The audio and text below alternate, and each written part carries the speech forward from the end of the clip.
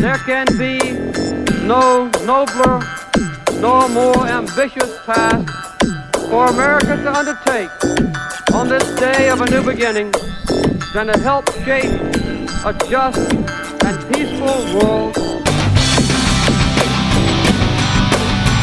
He was a peanut farmer, a Navy officer, and a small-town governor, yet he rose to become the 39th President of the United States.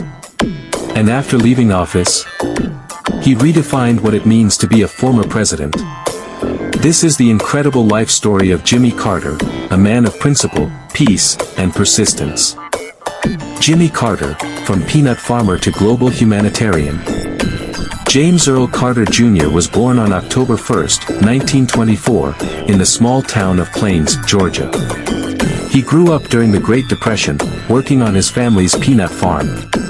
Despite the hardships, young Jimmy developed a strong sense of duty, hard work, and faith, values that would guide him for life. Carter studied engineering and graduated from the U.S. Naval Academy in 1946. He served in the Navy submarine force and even worked under Admiral Hyman Rickover, the father of the nuclear navy, an experience Carter described as life-changing. After his father's death, Carter returned to Plains and took over the family farm. In the 1960s, he entered politics, first as a Georgia state senator, and later, in 1971, as governor of Georgia. He stood out for his progressive views on civil rights in a time and place where that wasn't easy.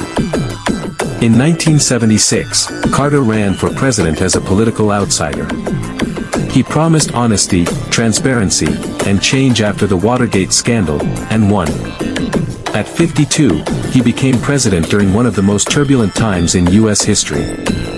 His presidency was marked by bold moves, creating the Department of Energy and Department of Education, promoting human rights globally, brokering peace with the Camp David Accords, historic agreement between Egypt and Israel. But Carter faced enormous challenges, an energy crisis and economic struggles, soaring inflation and unemployment, and the Iran hostage crisis, where 52 Americans were held captive for 444 days. These crises overshadowed his achievements and hurt his chances of re-election. In 1980, he lost to Ronald Reagan. But Carter's greatest impact may have come after the presidency. In 1982, he founded the Carter Center, promoting democracy, fighting disease, and monitoring elections in over 100 countries.